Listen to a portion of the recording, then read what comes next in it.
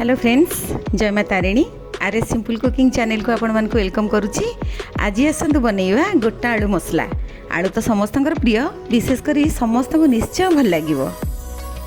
छोट आलू नहीं 300 ग्राम, 4टी कंचा लंका, 2टी पियाज, गोटे टमाटो, गोटे कैप्सिकम नहीं, जीरा गुंड, धनिया गुंड, अदा रसुण बटा, हलदी गुंड, चाट मसला, काश्मीर लंका गुंड, जीरा और लुण अधा अधा चामच करी नहीं, भजा बेसन कॉर्नफ्लोर गोटे चामच नहीं, आउ सोरिष तेल 4-5 चामच। एबे आलू को छड़े नेबी। एठी मो आलू को अल्प सिझेछि, पूरा सिझे नेले आलूटी भाजिला बेले भांगी जिवो।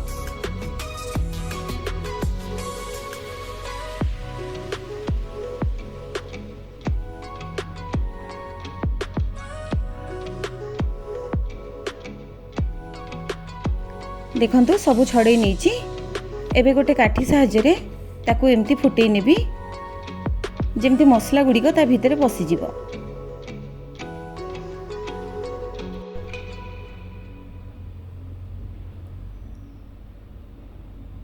एबे गोटे बाउल नहीं सेथिरे आलू, अल्प लुण,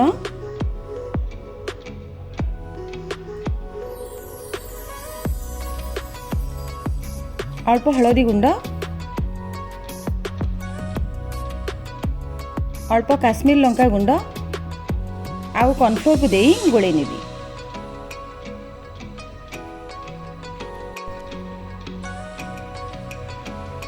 एबे कड़ाईटी गरम करी सेथिरे 2 चामच तेल नेइछि। तेलटी गरम हैला परे आलू को पकई ताकू लाल हेबा पर्यंत भाजी नेबी।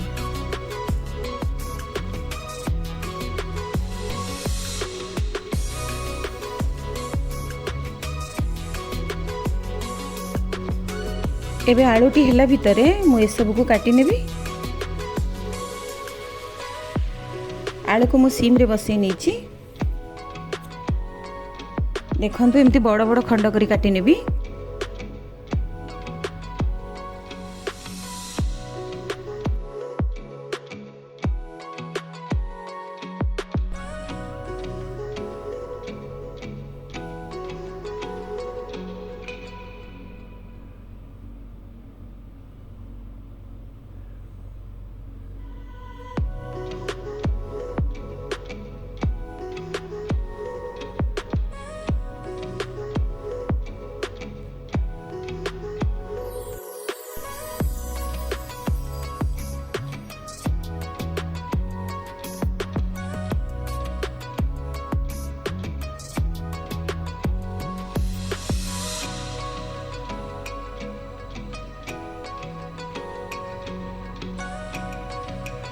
लंका को एमती मझिरू 2 फाड़ कर नेबी।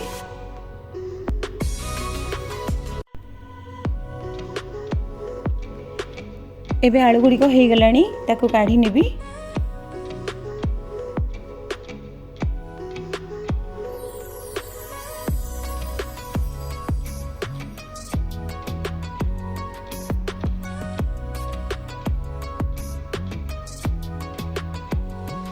से कड़ाई रे आ अल्प तेल अच्छी, जदि भी नथिबो आ गोटे चामच तेल नहीं जिवे। कैप्सिकम आ पियाज को भाजी नेबी।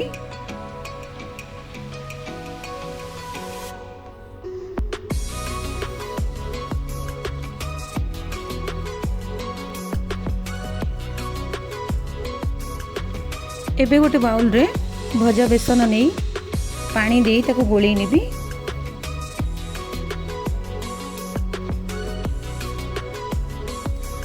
आउ सेथिरे सब मसला मिसई नेबी, केवल जीरा लुण आउ हलदी गुंड को छाड़ी।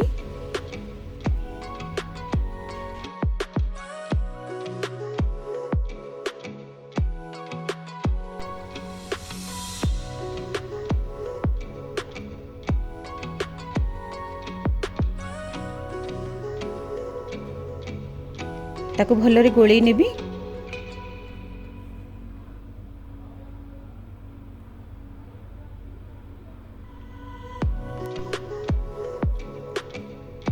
पियाज कैप्सिकम भजाटी हो जाइए काढ़ी नेबी।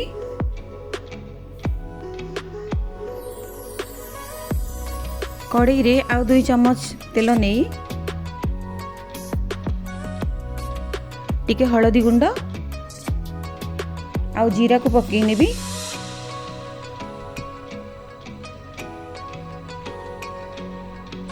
जीराटी फुटी गला परे सेथिरे गोळेई रखिथिबा मसला को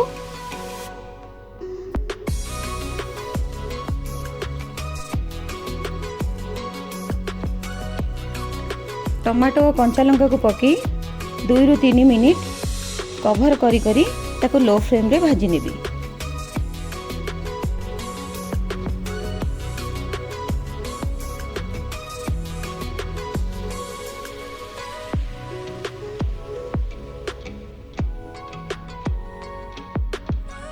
एबे कवर टिकाटी देखि नबा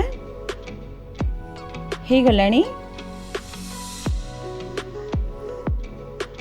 सेथिरे सबु को पकई नेबी। स्वाद अनुसार लूण आउ आधा कप पानी दे कवर कर नेबी।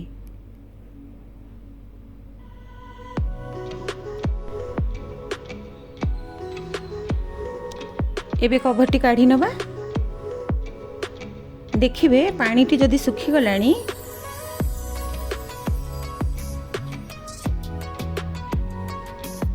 तेबे जानिबे हे गला बोली।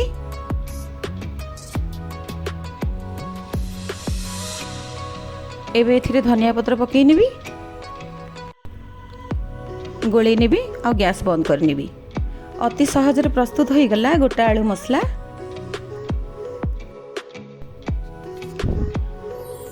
तो फ्रेंड्स आज भिडियोटी जदि आपण मानकु भल लगी ताले लाइक टे देबे, चैनल को सब्सक्राइब करी कमेंट करिवे आउ शेयर करबा को जमारू भी भूलिबेनी।